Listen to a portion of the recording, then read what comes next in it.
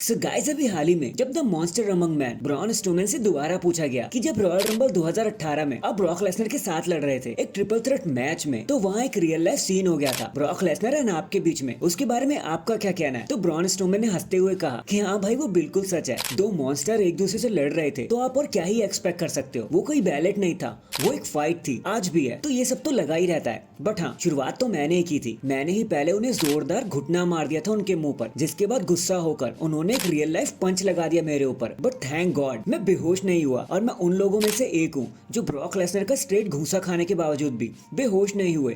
20 minute का match भी लड़ा मैंने, और एंड तक लड़ा, और फिर खड़ा भी हो गया था, जिसके बाद सभी वहां पर हंसने लगे। वेल ब्रॉन स्ट्रोमैन, भले ही आपने ये बात हंसी में निकाल दी हो, बट हम सब जानते हैं वो एक सीधा साधा रिसेट था ब्रॉक लेसनर की तरफ से कि भाई आप मुझे ऐसे नहीं हिट कर सकते जब तक मैं ना चाहूं। और मेरे दोस्तों, आप ये वीडियो एंड तक पूरा देखना, क्योंकि कुछ खास बात करनी है मुझे आप लोगों के साथ। एंड नाउ आप देख रहे हैं रेसलमैनिक्स, एंड सब्सक्राइब करना तो बनता है। वेल अभी हाल ही में जब WWE बैकलैश का किक ऑफ हुआ था, तो वहाँ एक नोटिस करने वाली चीज हमारे सामने आई। पहले तो हमें ये पता चला कि एजे स्टाइल 2003 में डस्टी रोड्स, जो कोडी रोड्स के पिता भी थे, उनसे लड़ चुके हैं आज से 21 साल पहले। वो मैच एक NWA टाइटल मैच भी था, और फास्ट फॉरवर्ड 21 साल बाद कल एजे स्टाइल कोडी रोड्स से लड़ने वाले हैं, वो भी WWE चैंपियनशिप के लिए। ये अपने आप में क्रेजी बात है, एपिक बात है कि एजे स्टाइल पहले पिता से लड़ चुके हैं, अब उसी के बेटे से भी लड़ रहे हैं। भौकाल मचा दिया जब ये न्यूज सबके सामने आई, तो ये एक एपिक रिवील था। बट उसके बाद जब एजे स्टाइल गुस्से में स्टेज छोड़कर चले गए, तो सारी ऑडियंस उन्हें टाटा बाय बाय करने लग गई, एंड हे गुड बाय वाला गाना गाने लग गई, जो अक्सर लोग तब गाया करते हैं जब कोई यहाँ तो संन्यास ले रहा होता है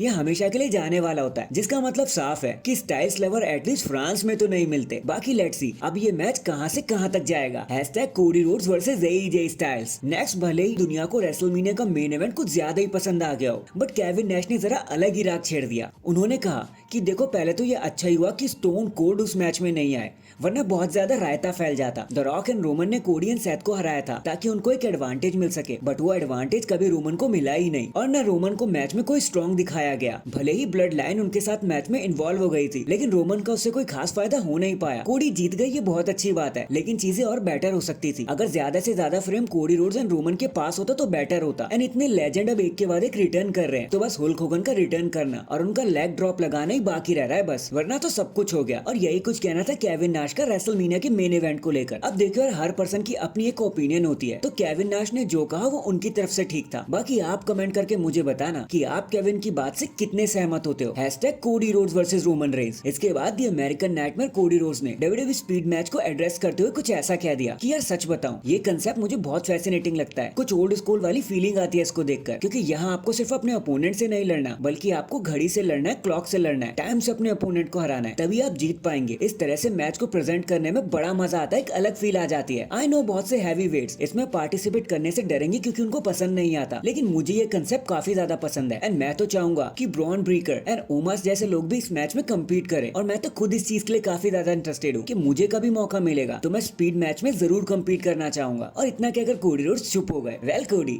अगर आपका मन है तो भाई आपको कौन रोक सकता है। आप तो अभी हाईएस्ट गियर पर हो, जहां मर्जी वहां रेसल कर लो। इन दी एंड WWE बैकलैश जो होने वाला है 4 मई को फ्रांस LDLC अरीना से, ऑलमोस्ट सारे ही मैच यहाँ पर ऑफिशियल किए जा चुके हैं और कोई एडिशन भी नहीं होना। बट एक प्रॉब्लम फिर से अराइज हो रही है इन चीजों के लिए, क्योंकि फ्रांस को छोड़कर कोई भी बंदा खास इंटरेस्टेड नहीं है इस पेपर व्यू को लेकर, क्योंकि इसका पूरा का पूरा मैच अल्ट्रा प्रिडिक्टेबल हो रखा है। सब कुछ पहले से ही क्लियर है कि कौन जीतेगा कौन हारेगा। हमने भी उसका पूरा ही हाल कवर कर रखा है, ऑल्टरनेटिव स्टोरी लाइन भी बताई हुई है। तो अभी जाके उस वीडियो को चैनल पे चेकआउट जरूर करना। आई बटन पर लिंक शो वैसे भी हो रहा होगा, आपको बहुत कुछ जानने को मिलेगा वहाँ पर। So that is it guys, अभी के लिए तो बस इतना ही। आप मुझे बताना, क्या सच में कोडी एंड सेथ को हराने के बावजूद भी रोमन को प्रॉपर एडवांटेज नहीं मिल पाया? कमेंट करके जरूर बताना। एंड चैनल पर नया है तो चैनल को जल्दी से लाइक एंड सब्सक्राइब कर दो। बाकी मैं मिलता हूँ आपसे किसी और अपडेट के साथ, तब तक के लिए अपना ख्याल रखें और खुश रहें।